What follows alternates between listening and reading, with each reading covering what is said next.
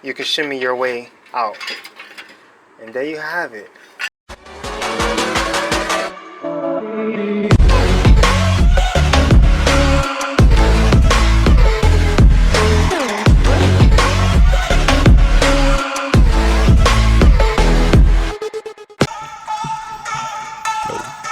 Alright, there we go. Cool. Well, what's up, guys? Good morning and welcome back to my channel. It's your boy Eddie. Hope you all having a beautiful day today. So today in this episode, you guys asked for it, especially a long time ago when I first did it, how to replace the motor mount on your Nissan 350z. And well, this is the video for you. Yes, I'm finally making it. And let me tell you right now, as we talking, we're gonna save so much time because I did it two ways. And the video ended up being a lot longer because, yeah, I was experimenting. It was my first time. And trust me, if you never done them before on a 350Z, on a scale from like 1 to 5, or maybe I should do it the opposite way because it's inverted. Anyway, on a scale from 1 to 5, if it's your first time, it's definitely going to be a 4. If you really don't have mechanical experience, it's going to be a 5. And I'm not going to lie, it does take some time. But guys, this is what the video is for, and me talking to you is going to save you so much time and actually take that 4 and bring it down to probably like a 2. Yeah, I know it's hard to believe, but trust me, once you do it one time, you're going to be a pro and all your friends is going to ask you to do theirs. But in any case, guys, how to replace the motor mount on your Nissan 350Z is here. So like I said before, I did it two ways, and the way I want you guys to do it is definitely the most fastest way and most efficient way to get everything done. The first time that I attempted the motor mount removal, I dropped the subframe. Yes, I removed the brace entirely. Then I went ahead, dropped the subframe, took off those 4 bolts just to drop it a little bit, and that was honestly a waste of time. It messed up my alignment, and it is not the way I will want you guys to do it at the end of the day. And let me tell you, if you could do the driver's side first, which I should encourage, because if you could do the driver's side, then no, actually, hold on. The passenger side is harder. Do the passenger side first and then move on to the driver's side. You'll understand why as I play the short clips at the very end. Alright guys, so in an effort to save you time and watching a long video that is not necessary, I'm just going to include the parts that you actually need in order to get the job done. So first things first, remove your starter because it is going to get in the way. Then the starter line, there's going to be like 2 10mm that are attached to the subframe. It's basically a bracket that holds onto it.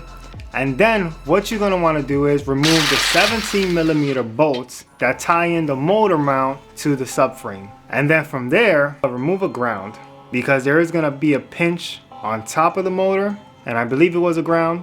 But yeah, right now I'm just trying to rewind it in my head as I'm going along before the clips actually play. So bear with me. So I'm just sharing my experience with you guys today. I hope it does help. It definitely should help and definitely make your life a lot more easier. Once you remove that ground, go ahead, just jack up the motor as high as possible. If you disconnect the starter entirely, including the line, just make sure it doesn't touch any grounds or anything like that. So now that you actually jacked up the motor and you got it to a certain level, don't jack it up all the way out the car. Just a little bit. You'll see soon enough how far you actually need to jack it up in order to remove the motor mount. You're also going to need to remove your oil filter, so expect to get a little bit of oil. That way you can pour some back into your motor once you put everything back together. So now let's talk about the tools that you need for the job in order to make it a 1, 2, 3 job. Because yes, I'll play some clips for you. I really did try to do without spending the money and using what I have, but let me tell you, if you have a few special tools, it'll make your life a lot more easier. So let me get that for you. All right, focus. So this is a flex head ratchet wrench. All right. The reason I taped it up is because you're gonna need to do this for the 4th bolt that's all the way on top of the motor mount bracket. I'll show you guys in the clip. You're gonna have to remove the bracket in order to do the passenger side. And yeah, having this secured in this fashion allows you to really hold it in place, because if you don't have this tape around it, it'll flex and it'll always pop off every time you're turning it. because of the angles and everything. Yeah, it's quite annoying. The next thing you're gonna need is a 14mm hex and a Stubby 14mm, which I don't have here, but I do have a image and a clip of it, so I'll show you guys there. But yeah, as you guys can see, I do have it. I just can't find it right now. But you're also gonna need this, an extension. All right, and what you're gonna do is remove or break off the 14mm. I'm gonna show you guys in the video in a few moments. So you basically gonna go ahead and put that 14mm Stubby on top of the motor mount nut, the one that sits on top.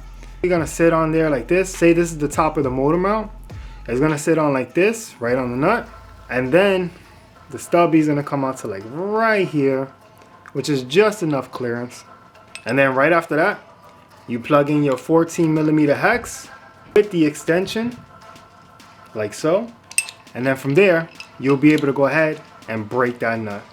And the reason, honestly, you're gonna have to use that method is because it's only the passenger side that you actually have to remove the bracket. When you start to do the driver side, all you have to do is break off that nut, pull the motor mount out, and then you'll be good to go. So yeah, guys, this is the missing piece to the puzzle. And of course, the little Stubby that I told you about earlier. These two little things is gonna make you go a long way with this job and really get it done a lot faster. So yeah, guys, it's that simple. Yeah, really it's not. It's gonna take some time, especially if it's your first time. But I'm gonna go ahead and just cut up some clips for you. That way I could save you guys a lot of time and energy at the end of the day, and a lot of frustration, because if you like me, I like to read, but visually, and when I do things, that's when I really learn. I really gather that experience. So with that said, and what I told you guys, I reviewed the videos, the clips, and it was a mess. It was everywhere because I did both methods. So I'm gonna share with you the one method that I did that can basically take care of it all, and that is jacking up the motor. I wish I would have known that from the very beginning. But yeah, guys, I hope you enjoy the clips. I hope you definitely do find it helpful. Like I said, it's going to be cut up, and I'll probably do a few voiceovers here and there. Of course, like always, you already know, if you're not part of the journey, if you're not part of the build, definitely smash that subscribe button. And if you're not following me already on IG, my tag is right here. Yes, just follow me there. Keeps you up to date with the latest on the build. And if you're also new to the channel, I already have playlists for specific things such as the motor, mods, brakes, suspension, etc, etc. Basically a DIYer's dream. Really here to help you guys out. So if you do find this video helpful, please smash that like button, give it a big thumbs up, because it does help us grow, reach new audiences, and it really shows me that you care. So guys, without further ado, let's roll the clips. Let's make this happen. Good luck on your journey. If for any reason you have any questions, definitely feel free to, yes, hit me up on IG. I am available on DMs. Do not worry about it. I will answer you. I may not answer you in a minute or a second, but I'll be there for you. All right, guys? So let's go ahead, roll the clips. Enjoy the journey. Enjoy the process. And after you do it one time, it's really going to be one of those jobs that you're going to be like, man, it's not really as bad as everybody says it is. So enjoy my secret, and yeah, have fun. I'll see you guys at the end of the episode, and we'll go over anything else that may need to be covered. Alright guys, so what my eyes can see is right here. This is the passenger side. We have the 10mm bullets going in through the subframe right there. That's the ones I was referring to. I'm doing one side, I'm going to go ahead and tackle the other.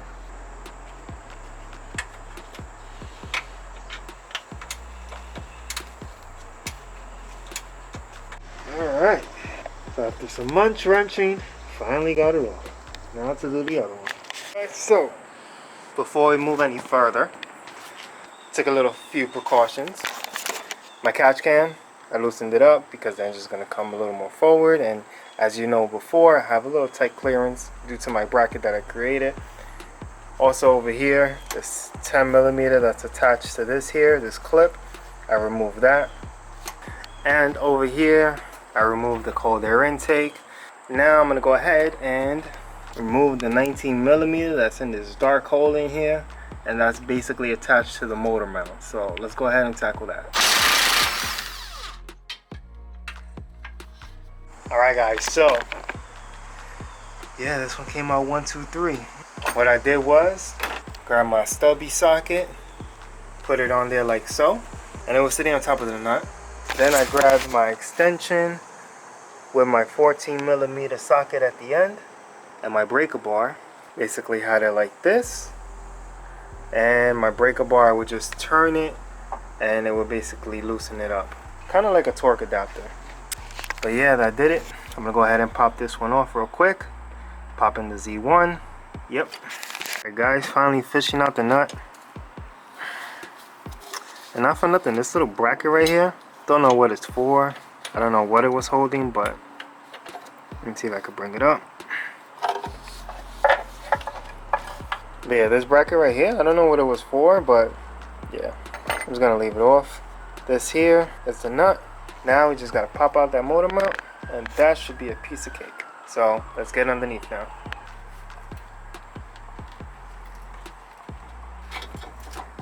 Hey.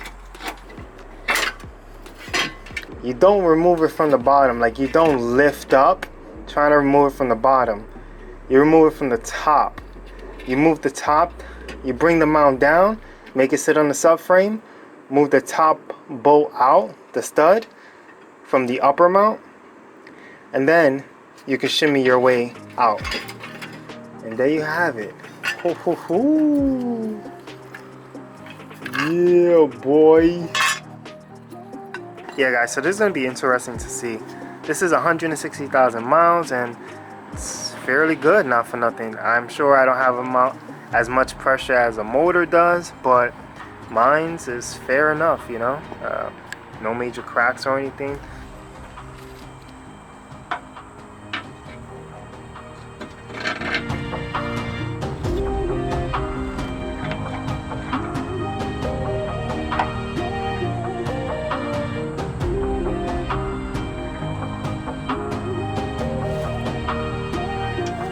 Look how pretty she looks. Oh my God.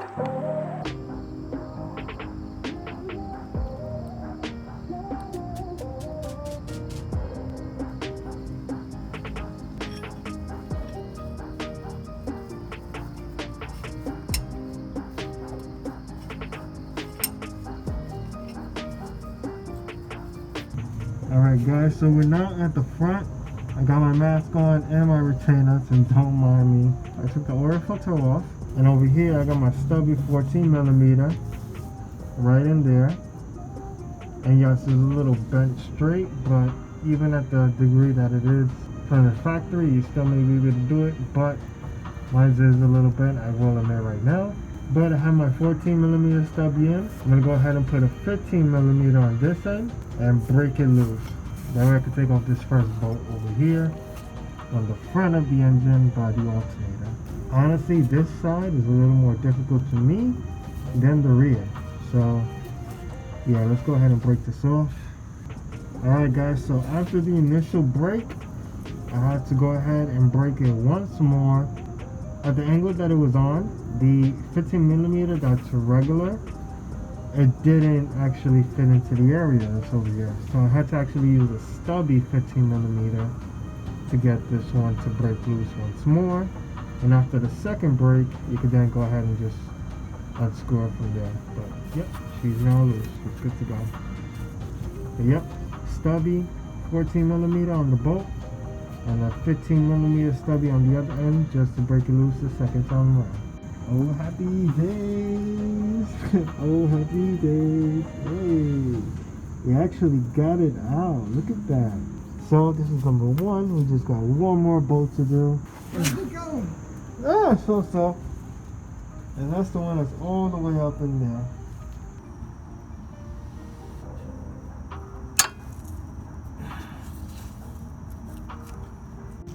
Alright guys, we just did it. The 14mm flex head is what you need.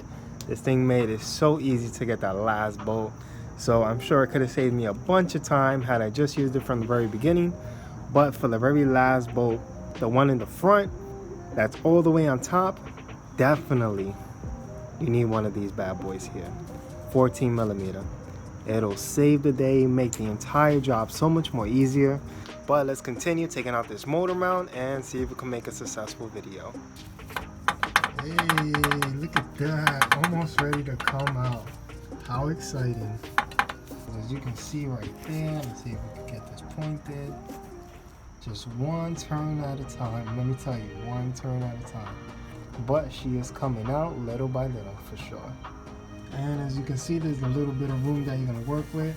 Let me tell you, this oil line right here, whew, this part right here is annoying. Let me tell you, but working around it, disconnected this line over here to 10 millimeter. Went in through the back over here, get to it. But anyway guys, let's continue doing that part. Alright guys, we got it out. Hey, look at that. What? We did it. So once you get it loose as you just saw it, what you can do is just slide your hand in through here, hold it down with either your middle finger or your index finger, and then you can ratchet away over here. So let's see if we can maneuver this out of the way somehow. Alright guys, so it looks like I left one of the rear bolts in. I guess it was to keep it in place in case it tries to fall in my face, but just going ahead and using my new ratchet to take it off. God, I love this little tool right now.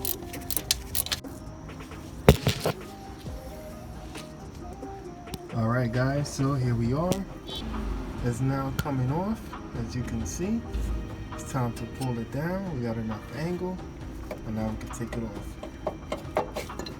Hey, oh, there you go.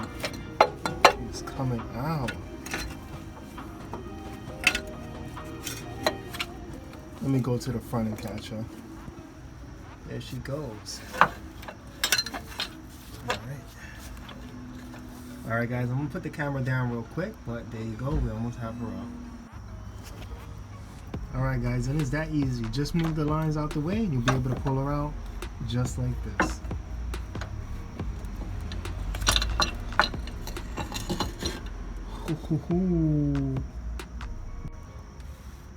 Hey, look at that.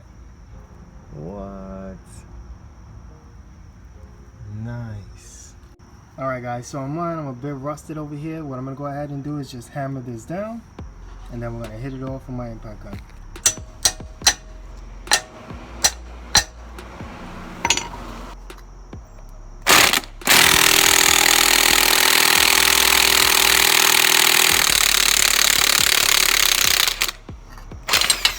Alright, so that did not want to come off at all. And that's probably why my method didn't work on this side as I originally did on the driver's side, because this bolt is practically welded shut. Alright, cool. So I guess from here all I have to do is drill it or Dremel it. I'm gonna go ahead and just take it inside, do it inside the house. Do I got my drill here? Yeah, I don't think I have my drill here. So I do not have my drill here. So definitely we're gonna go ahead inside and cut this bad boy off to take it off. Well, at the end of the day, if your car is not that rusted, what I did for the driver's side will definitely work for the passenger side as well. I'm like 100% sure it'll work. It's just this bolt, it's seized. Yep. So I'm gonna go ahead and just drill this out, take it out, and then we'll be back to install the other mount. Yeah, this is part of the restoration build. Gotta love it, right? But here we are, guys. This is the after result. She's done.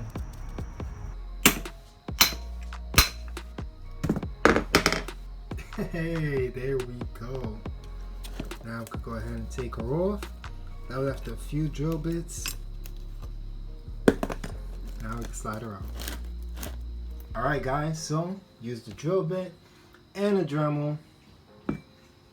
Check that out. Pretty clean. I was able to take the bolt off. Oh yeah, that is nice. Now we can take up the heat shield and put it onto the new mount.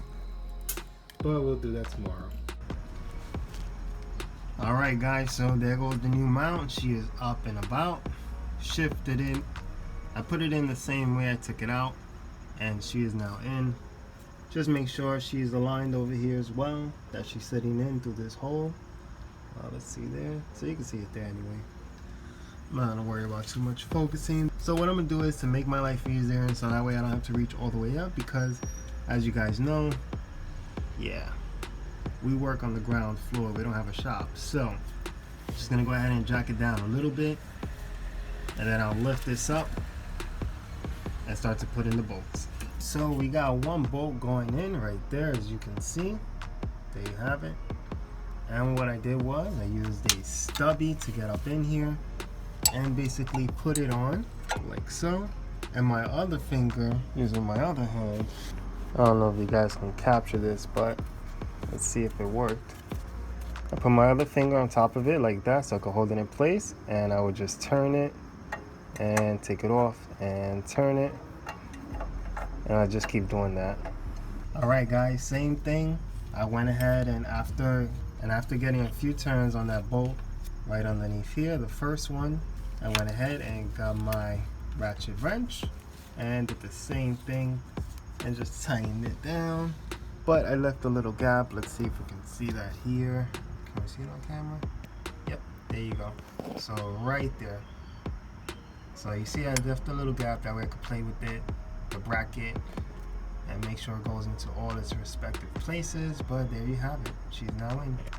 So what I did was I reverted back to my 9/16 wrench, which is a little bit bigger than the 14 millimeters, about 14.2.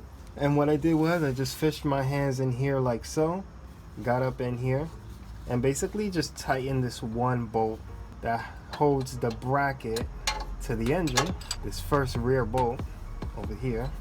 And I just gave it a few turns, and now that it's nice and snug, I think I have enough clearance between the header and the bolt itself to fit my flexible head ratchet wrench, this one right here. Let me just make sure I put it on the right way. Nope, not that way. That. Alright, cool. So now I think I have enough clearance. Let's see. And yes, I do. Perfect. Nice and neat. Alright, sweet deal. There we go.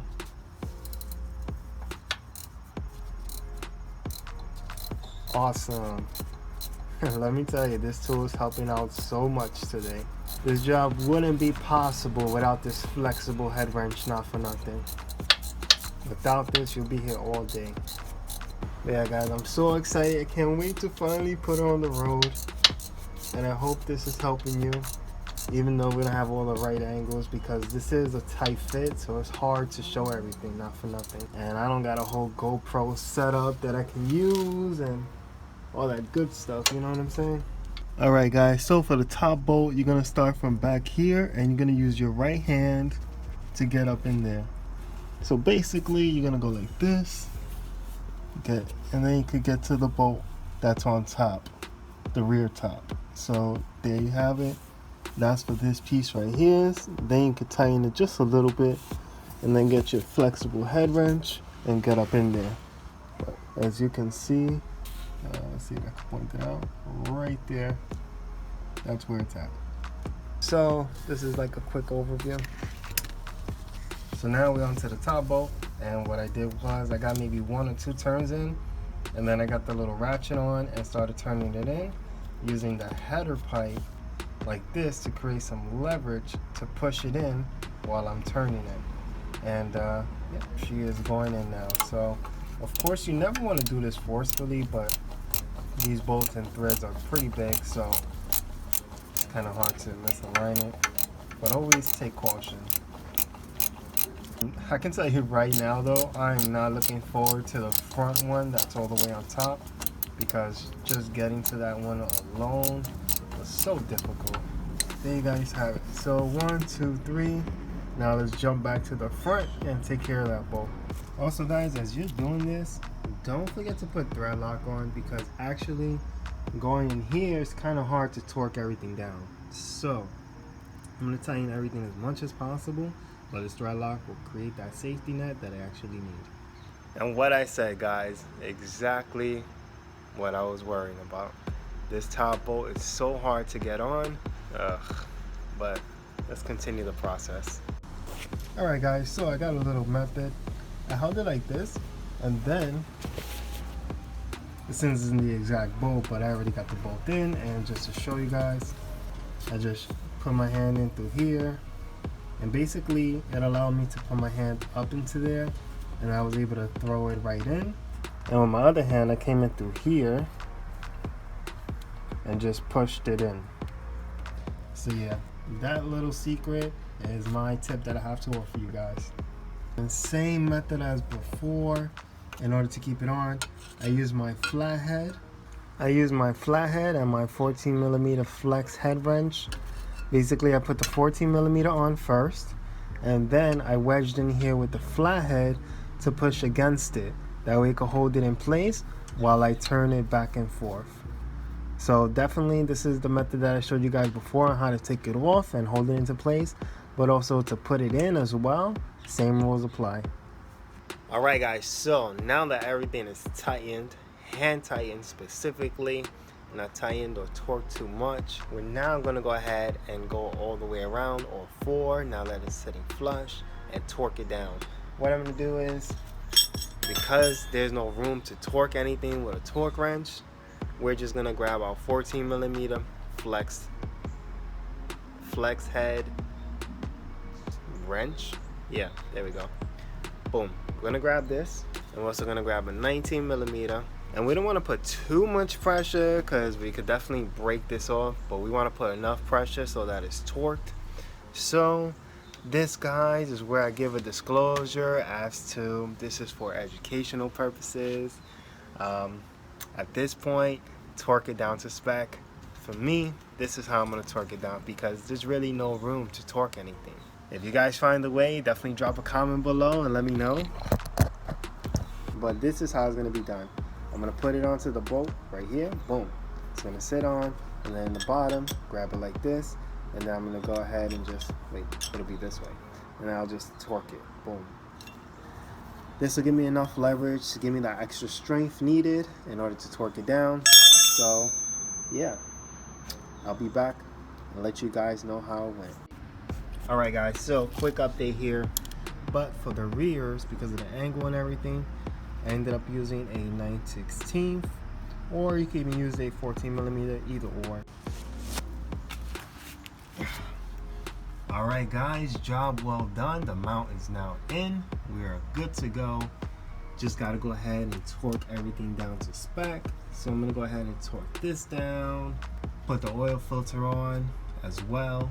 The 10mm that goes to the starter line. Let's just swing this around here.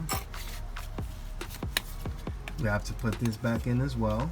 That goes to the block. That goes to the block right there. So we just got to put that in as well. Then we got to connect the starter, put everything back into place, and then we're good to go. And of course you got to put the other side of the motor mount bolt on, the bottom one specifically, and then we're good to go. Sweet deal.